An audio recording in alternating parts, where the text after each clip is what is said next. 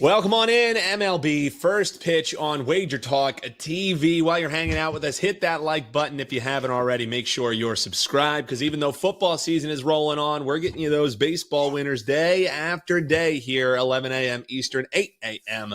on the West Coast. Milwaukee, Arizona, Red Sox, Yankees. Those are two games we'll be talking about at the top. Best bets coming in the marquee matchup of the Chicago White Sox and the Oakland Athletics.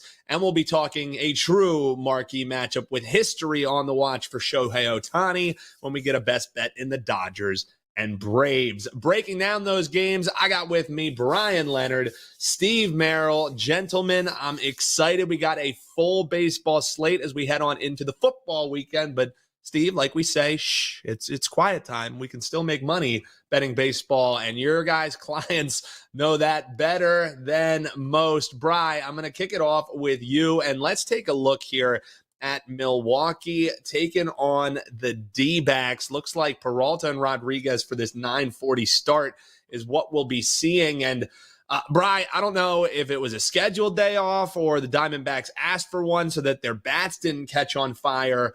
32 runs in 3 straight wins for this D-back side. So I look at this game and I'm wondering for you, do you have any answer for what does Milwaukee either have to do to keep up with this offensive output, or do you think they have something that maybe can slow it down a little bit? And if so, can they potentially get the W here as they open up the series at Arizona? How are you looking to break this one down, Bryan? Yeah, two very good teams playing very good ball. The Brewers enter today with a 9-game division lead. Arizona comes in just 2 games up in the wild card race. I believe they're 5 behind the Dodgers now. So Milwaukee's playing free and easy right now while the pressure is on the defending National League champions. Freddie Peralta's a guy who I've liked to use, especially down the stretch. He seems to pitch better in the second half of a lot of these seasons, and he hasn't really put it all together this year, but he is showing some signs. Another solid season. He's ranking in the 69th percentile or higher in 6 different categories, including the 87th percentile in whiff rate, which is something you always want if you need a strikeout. You want to get those guys with high whiff rates. He's pitched much better on the road. He's got a 3.39 ERA on the road this year. And it is his first start against the Diamondbacks all season. And you mentioned how well Arizona is hitting. I think that's an advantage for Peralta and the Brewers here. Eduardo Rodriguez, he just hasn't performed well since missing the vast majority of the season because of injuries and surgery. He enters play with a 5.83 ERA, a whopping 1.53 whip. And because of his limited innings, his StatCast numbers have not qualified as of yet. But the 2 most sticky stats, which are fastball velocity and extension, he has qualified in that, and it hasn't been good. He's in the 18th percentile in fastball velocity and in the 36th percentile in extension. He has 6 starts on the season, and he's permitted 3 earned runs or more in 5 of them. The only good start he had was against the light-hitting Miami Marlins on the road in a really good pitching ballpark. So we've got 2 very good hitting clubs here, but we trust the Brewers staff much more in this contest. Williams is back closing. He's gotten to the point now where he can pitch more than 1 day at a time. I love the back end of this Milwaukee bullpen. Arizona as a team is going to be hard to beat in the playoffs and the rest of the season. But in this individual game, I like the number here with Milwaukee and a starter that I can actually trust. Can't trust Rodriguez yet for Arizona.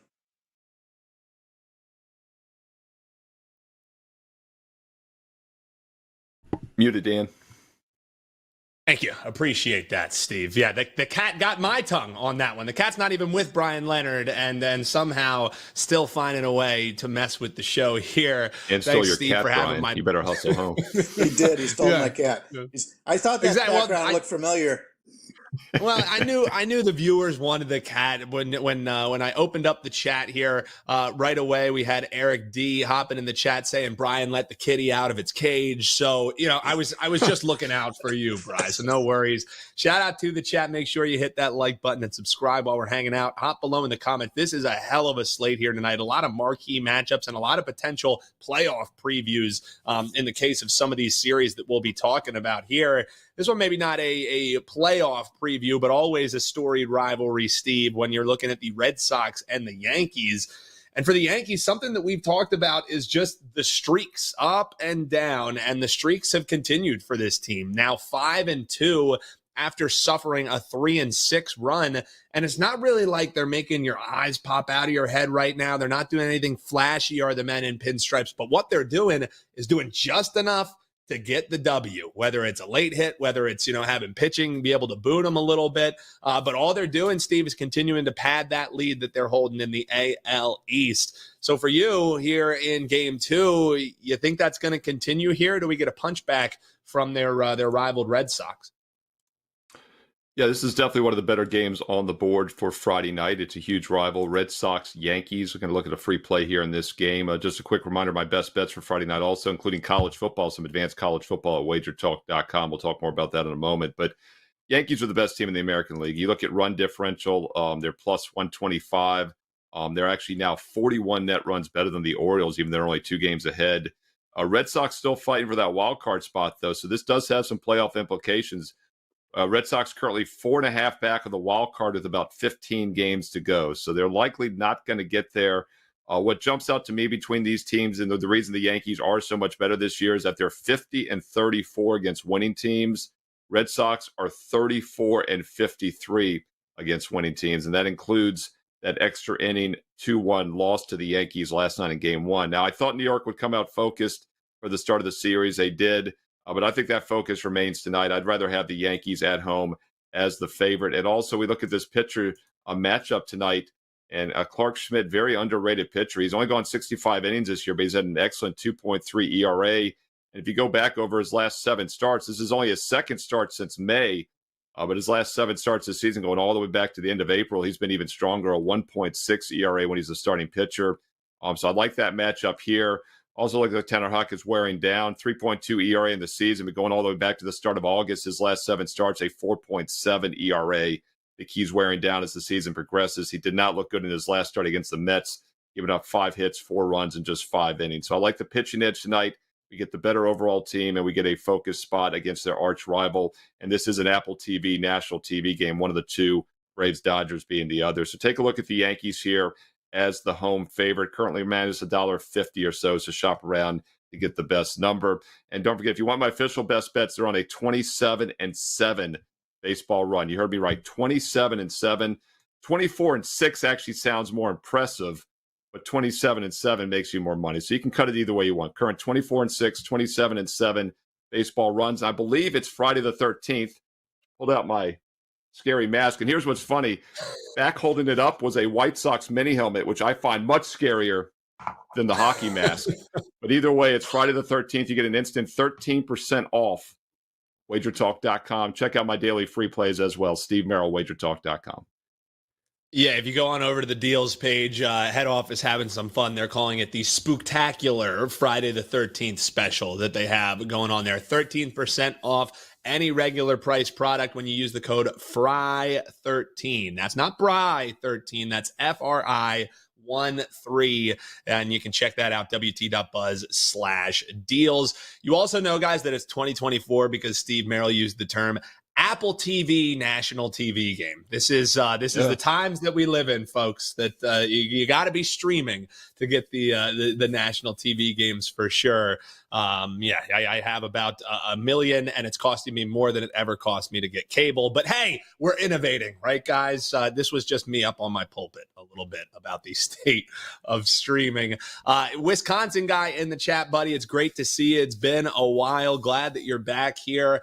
He wants to talk and hear what your guys' thoughts are on a potential line move that he saw light up the free live odds screen over at WagerTalk.com, WagerTalk.com/odds. We'll get you there nice and quick. He was saying the Padres line getting steamed up a little bit with some action coming in on the Giants. So for you, Bry, we'll start. It looks like it's Cease and Webb, and those are locked in, barring any late changes. But we've seen some money push this number onto the key number, looking at that 7, still under juiced as it opened at 6.5. And he's looking at maybe some potential action going one way or the other. So any thoughts for you in this 10-15 special San Diego and the San Francisco Giants? Well, you do have two of the elite. Well, I don't know if I'd call it quite elite. Logan Webb's been terrific his entire career, but two of the best starters in Major League Baseball going to that game. And San Francisco is not a team that's going to score a lot of runs on you. I hate to go under 7 because it's such a low number. But then again, when you take a look at both these bullpens, they've started to, especially San Francisco, they've had some problems in the back end of the bullpen, but I think they're starting to figure it out a little bit. San Diego's back end of the bullpen is elite. It's up there with Cleveland. There are just so many good, excellent guys in the back of this bullpen that all you really need is 6 innings out of Cease, and you could be that could be the end of your scoring. So I like the pitching matchup here, but just don't like going the under 7. As for the side, I think it's fairly priced. It's basically a pickup situation, and that's what I would grade it out as. So I don't have enough information to put out a play on this game, but it's something. Hey, the best part about today's schedule, and these are my favorite ones of the week, is all the games are on the evening card. You don't have to make, like, especially if you're playing fantasy or you're playing props and that kind of stuff. You've got plenty of time to take a look at this and take a look at the odds and see who the lineups are, and you don't always get that in a lot of these early games. So what we're going with is a slight lean to the under, but not enough to make a selection here. Yeah, I'm with you. I mean, just going under that 7, especially when you saw it open at 6.5, Steve, is definitely a tough proposition. Anything else that you have to add there on that late night game? If not, we're going to swing forward to this 6:40 start, because Eric D points out in the chat, it should be a hell of a series between the Mets and the Phillies, especially with the Phillies getting healthy. Steve, I did a 1 day off from talking about the Phillies on yesterday's show, since there were some comments saying, Dan, we don't need to hear that you're a Phillies homer. We know that. But, it's a great segue always into the Phillies games for sure. So any thoughts there on the late night game? If not, would love to hear what you think about Quintana going against Nola here. And it seems like my Phil's getting healthy at just the right time. Your Phillies are 30 games above 500. They're 8 games up in the division, so it's a done deal there. But I think the real story here is the Mets. Look at them, New York Mets. They've now passed the Braves, and they are in the wild card spot. The Braves are now 1 game out looking in. The Mets are making quite a run here as they finish out the regular season, again to the postseason. They're 8-2. Both teams, Phillies and Mets, 8-2 their last 10. But the Mets have been even stronger down the stretch. They've now gone 15-5 their last 20. Phillies 14-6. Both teams exactly 19-11 their last 30. So on paper, this is a pretty even matchup, even though the Phillies have been the better team all season. As is often the case when teams are playing good baseball, they're getting some runs. If you look at this Phillies squad, Dan, they have now scored 5 runs or more, I believe, in 4 of their last 8 games. And over half their last 8 games, they've had 5 or more runs. And the Mets have done the same. The Mets have put up 6 runs or more in 4 of their last 8. So both teams capable of putting up some offense tonight. Aaron Nola on the mound. He's a good pitcher, but if you look at his numbers this year, 3.4 ERA is very average.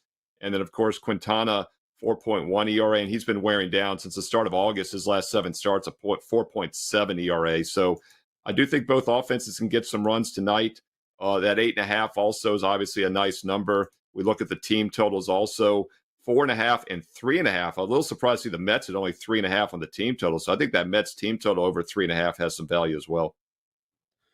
Bryan, I'm wondering for you, anything jump off the board for you in that Mets and Phillies game? Because it's definitely one of the more intriguing games of the night. You have time, obviously, to check it out as well. And it's going to be one of the more, series that people are watching this weekend as well going in Philly. So definitely wanted to get your thoughts on this one before we bounce around a couple other games. Folks, don't worry. Best bets are coming up. Talking Dodgers, Braves, marquee matchup there. And Bry has a play for you in the Chicago White Sox and the Oakland A's. And it might not just be what you expect, so stick around. Best bets in that one. But Mets and Phils for you, Bry. You think there could be some value here looking at the Mets and their team total like Steve does, or are you seeing this a different way? Well, Steve talked about Quintana's current run, pitching-wise, being poor, but he has turned it around his last three starts. He went 6 1/3 against the Padres, no earned runs.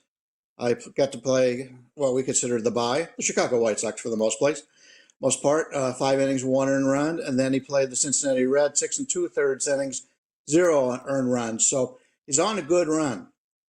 But I bet when I take a look at games and take a look at pitchers, I do it like the stock market. You want to bet when the pitcher is down. You want to bet against him when he's up. And he's up the last three starts. He's been pitching very well. We have seen him enough. He's a quality major league pitcher, no doubt about it. He's been around a long time. But he's pitching over his head as of late. I expect him to come down a little bit in this one. And when you're playing a Phillies team that is 1 through 9, you're not going to find many teams as deep as Philadelphia. And they've got some guys on the bench just about every day that would start on most major league teams. So very good hitting team, very good hitting ballpark. And I think Quintana is pitching over his head right now, which would put us on Philadelphia. Better team. I think they and the Dodgers are the two best teams right now in Major League Baseball, two most complete teams, and they're both coming from the National League. I like the match. I like what they've done. If it's Grimace, great. If it's not, whatever. They're playing good ball, and I'm very happy for half of New York to finally have a team that is possibly making the playoffs this year. Yeah, see, I was just going to keep bouncing back and forth until someone told me why they like the Phillies tonight. So that was well done. Great breakdown there by both of the guys. Hop below in the comments. Let us know what games you're eyeing to be placing some wagers on tonight and what your best bets are. These guys are going to give theirs in just a few here. And as we mentioned, go on over WT.buzz/deals. We got that spooktacular savings that we have for Friday the 13th, but that's not the only deals that we have going. And Steve will tell you about one a little bit later where you can take $50 off an MLB package. So deals getting loaded all the time over at WT.buzz/deals. So if you've never tried us out before, I would argue that this time, the best time to try it out. All right, Steve, we talked about my Philadelphia Phillies. So let's talk about your, no, I'm not going Nationals. I'm going Baltimore Orioles here because a little curveball, a little ski and slurve action there for you. But Orioles and the Tigers, because, you think of just, if you just blindly looked at the record of the Baltimore Orioles, you'd say, okay, they're fine. But now they're sitting down 15 regular season games left. And it's just kind of been this rigmarole just going around the drain for the Orioles. Haven't really found any semblance of footing. It's just kind of been mediocre is the best way to describe this Baltimore Orioles team, not just recently, but really post All-Star break. So they'll have Eflin on the mound tonight. They're going against Herter. Both of these teams pretty damn desperate for a win. Who do you think could potentially return to form here as they open up another set here in Detroit? Yeah, I talked earlier about how the Yankees are only 2 games up over the Orioles, but they're 41 net runs better this year. Orioles have really been a mediocre team here in recent weeks, really recent months, and the Orioles are also just 40-39 against winning teams this season. The Tigers are a winning team, 75-72 overall this season. Tigers are 8 games below 500 though against winning squads, and that's why they're on the outside looking in. They're currently 3.5 back of that last wild card spot, but they're still in the mix. Despite going just 9-11 their last 20. Orioles, meanwhile, are 13-7 their last 20. So even though we feel like they're playing lackluster baseball, they have started to heat up here in recent weeks. Had their 4-game winning streak snapped with that loss against Colorado. I don't look too much into that. That was the third of a 3-game home series against one of the worst teams in baseball. I'm sorry, that's Detroit, rather. I was talking about they had that 4-game winning streak snapped. but they now stay at home to take on a better competition in the Baltimore Orioles. Orioles traveling after the 3-game Red Sox series. They've lost 4 out of 5. So this is a Detroit team. I said Baltimore 13-7. I meant Detroit. I was talking Detroit earlier. Mm-hmm. Detroit's in better current form. Orioles are just 9-11 their last 20. I'm not going to overthink this one right now. I still think we get some value fading Baltimore. Detroit is undecided on the WagerTalk Live odds screen, so we'll see who they officially go with. Eflin, meanwhile, is in good current form. The under could be worth a look also. It's under right now, minus 115, 8 under. I think that also has some value, but we got to see who the pitcher is going to be for Detroit first. WT.buzz/SM. You can find him on Twitter. Steve Merril, 2 R's, 1 L. You can find Bryan Leonard at B Leonard Sports. Bryan, last question for you before we get into some best bets here. FB Coach 13. Appreciate you tuning in. Hit that like button, guys and gals, while you're hanging out. And if you're following us on social, make sure you hit that follow button on TikTok, Instagram, X. We do appreciate it. But FB Coach wants to hear about the Cincinnati Reds and the Minnesota Twins. The Cincinnati Reds maybe looking to play a little bit of spoiler here because it's go time. You talk about how it's go time for the Orioles. You know, they're talking about seeding. The Twins are talking about do or die time right here.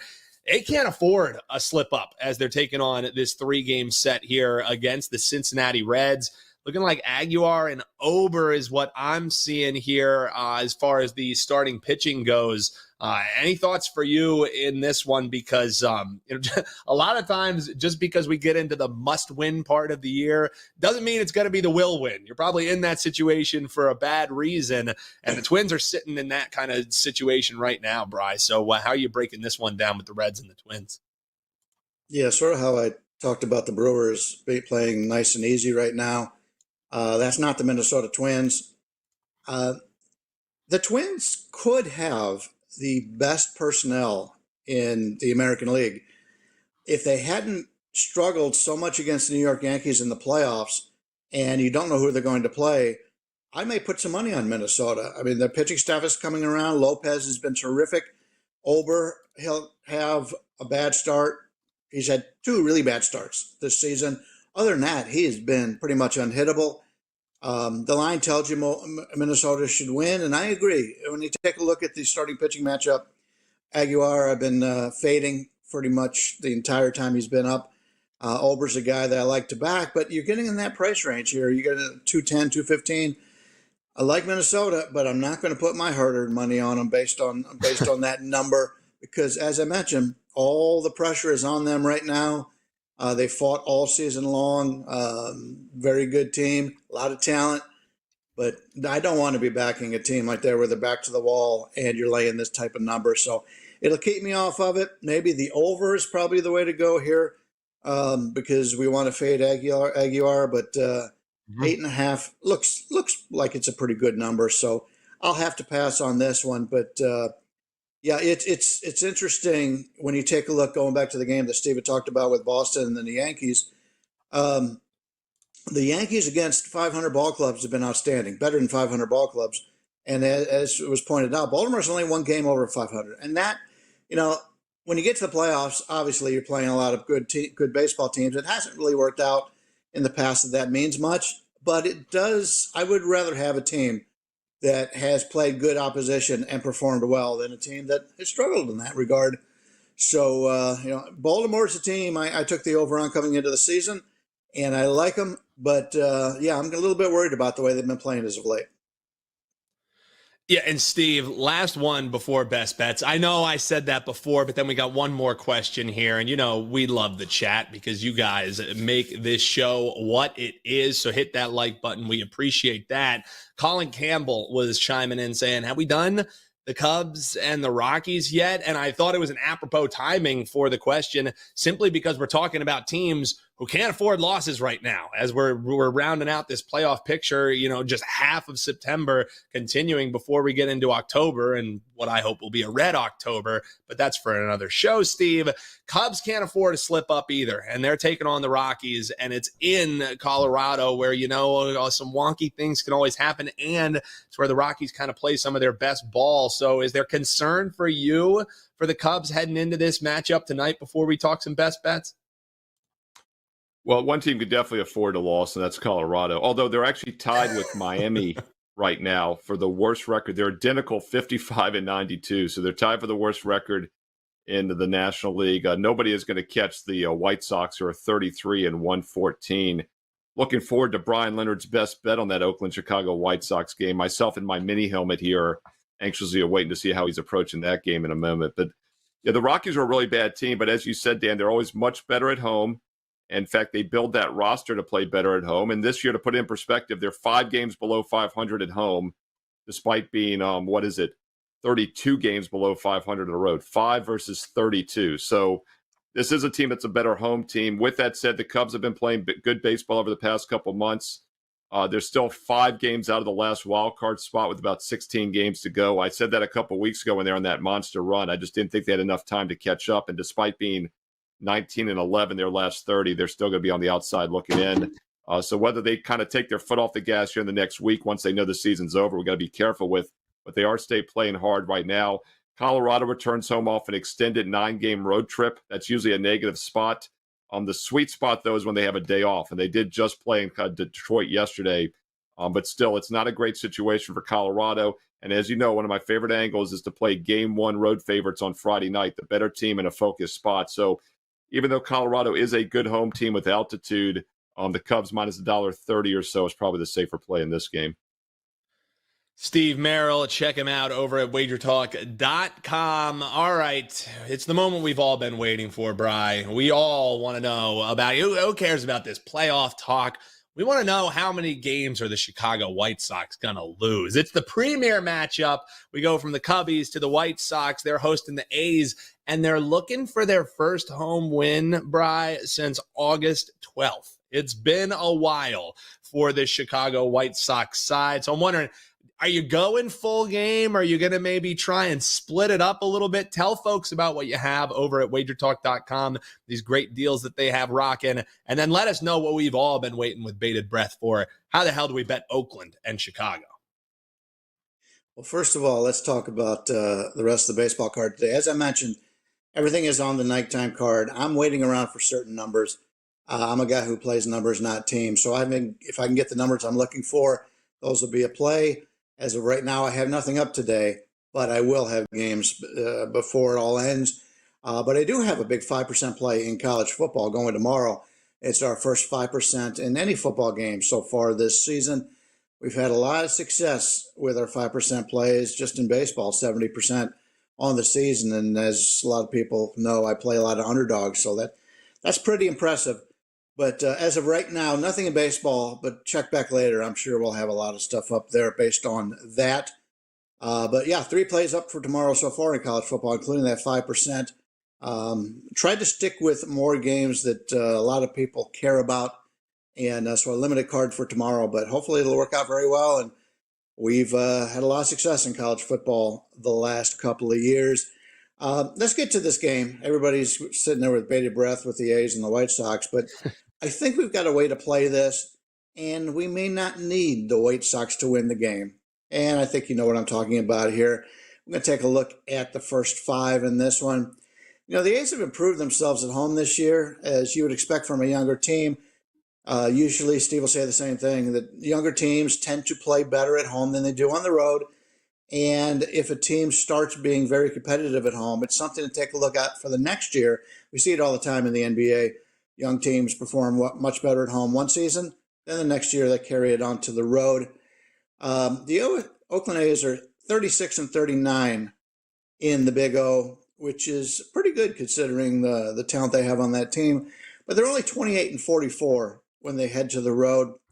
Brady Basso is taking the hill for the visitor in this one. He's only pitched 9.1 innings thus far, but his numbers have looked good. In his last appearance, he started for the first time, shutting out the Tigers in 6 solid innings. So if you're looking to back this young lefty, you're doing so at probably a likely high, and that's not something we look to do. Because of his limited innings, most of his StatCast numbers are incomplete, but it doesn't take long to qualify when it comes to fastball velocity and extension. Those are the 2 stickiest numbers in the StatCast portfolio. And in the fastball velocity, he's in the 27th percentile. extension in the 35th percentile. He's already 26 years old, so don't get your expectations too high for Basso. Oakland's gone through a lot of starting pitchers, and they don't really have great starting pitching this season, but they have been able to bring up some guys and give them a chance to pitch in the majors. And so far, Basso's looked good, but I don't want to be on him today. Garrett Crochet, obviously, he's been an elite pitcher all season long, but as we all know, the White Sox have been limiting his innings for quite some time. He's in the 83rd percentile or better in 8 different stat categories. Since May, he's been excellent in bounce-back opportunities. After allowing 3 earned runs or more, he has permitted just 2 earned runs in his last 13.2 innings. And as we remember, last time out, Crochet gave up 4 earned runs in only 2 innings against the Red Sox. And this is also the first time the A's have faced him all season long. That's an advantage for the starting pitcher. That's an advantage to the better pitcher, much better pitcher in my regard here. And the White Sox are favored in the first 5, as you would expect. We expect Crochet to go probably 4 here unless there's an injury or he does get hit hard and then we're screwed anyway. But if he does go his 4 or 5 innings, I really like their chances here against Oakland. And as the game goes on, I'm not willing to back my money with the White Sox bullpen. So let's go for Chicago in the first half. There's a reason why they're favored here. We'll go with Chicago minus the 115 to 120 in that regard, with Garrett Crochet to continue on his just excellent season and